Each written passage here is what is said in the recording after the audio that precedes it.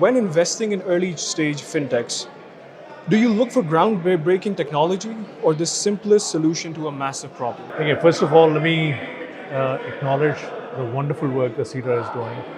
It's a very complex concept, complicated set of technologies, um, unclear, vague regulations around this whole space, and for a center at a leading university in the country to round up all the concerned people of the ecosystem and then having these debates, the kind of debates that we've had all throughout the day, this is absolutely fantastic.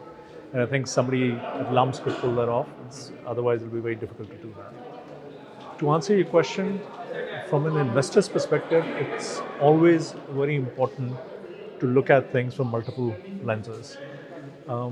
As a venture capital investor, for example, you can't afford to invest in something that doesn't have a large enough market.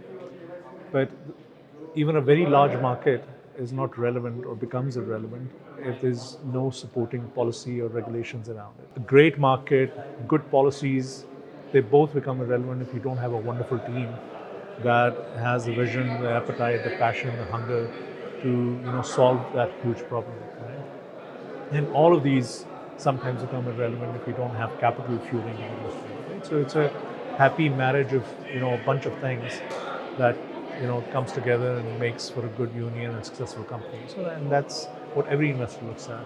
All right. So my last question would be, like, when you're investing, where is your skeptic meter? How does that go about when you're looking at like a blockchain solution that has just come out? When you're planning on investing in it, how do you look at that? Especially in Pakistan, when people are coming to you, they present you a solution.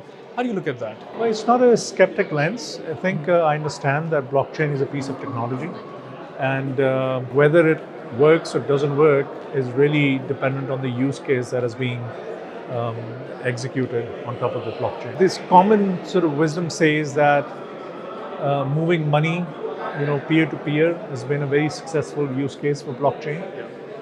Most other attempts at using blockchain for more traditional use cases has not been very successful. And the primary reason for that is you need a throat to choke. Anybody who's transacting on a system, they need to know if something goes wrong, where do I go? Where do I register a complaint? How do I, get somebody to, fulfill their promise or do exactly what they're promised to do?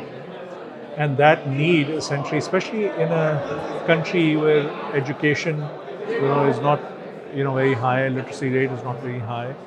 We have people who are often exploited. Even using banking system से बहुत सारे लोग हैं जो exploit होते हैं, बहुत सारा fraud होते हैं, right? But at least they have a recourse. There's a bank, there's a banking office, there are a whole judicial निज़ाम जो उसको support करता है. So these regulations are evolving. The most important thing is to find the use cases that really make blockchain relevant. And Dr.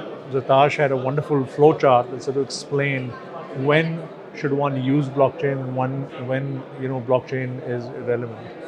And I think if people follow that flowchart and use the blockchain for the right purpose, for the right use case in an environment that is supported by regulators and good policy, it'll be successful. Got it. Thank you so much for your time. Thank you very much. Thanks for having me.